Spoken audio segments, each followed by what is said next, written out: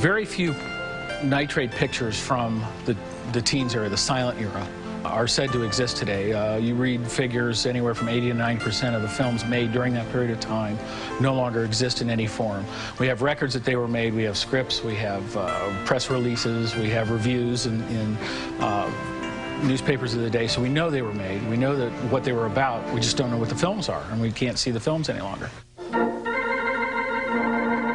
There's a lot of sad stories about how people thought they had saved the films only to find that they had deteriorated, because nitrate is very unstable. Even Harold Lloyd had these problems. He had a vault on his property and he had a fire. The heat caused the films to explode.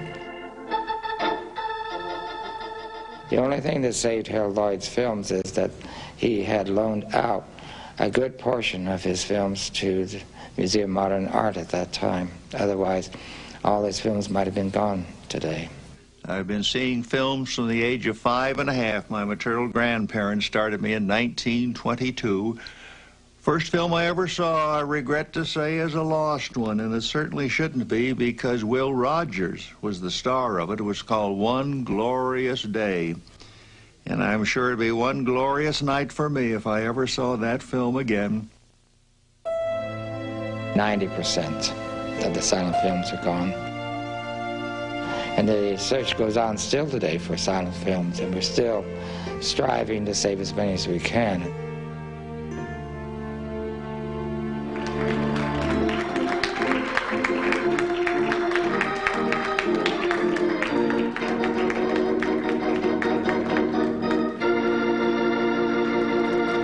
Thank you, and welcome to the world's only silent movie theater. When I first came to Los Angeles, there was a silent movie theater on Fairfax Avenue.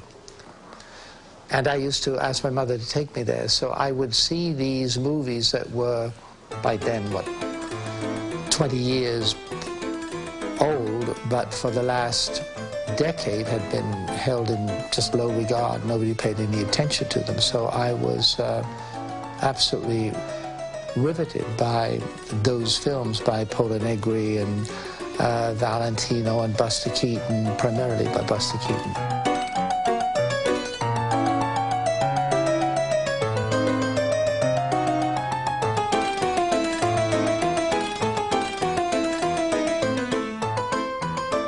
John Hampton opened this theater in 1942. Took him 2 years to build the theater. His love for silent films is what caused him to build the place. To him, the silent stars were idols. In that day and age, there was no interest really in saving silent films. It was old hack, so to speak. He used to chase down nitrate films and transfer them to safety films. And he had to use chemicals naturally to use this, and the chemicals were poisonous that you really didn't know about that day and age. And eventually it did cause his death from the chemicals. He actually devoted his whole life to the preservation and the showing of silent films. We felt by reopening the theater that all his work and devotion to the silent movies would be remembered and carried on.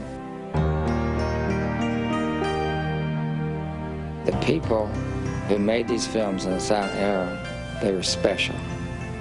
They had talent, ability, and a good mind, and look what they created. I feel that if we show their films, their footsteps in the sands of time are not forgotten, because they created something wonderful. And the likes of those people we will never, ever see again.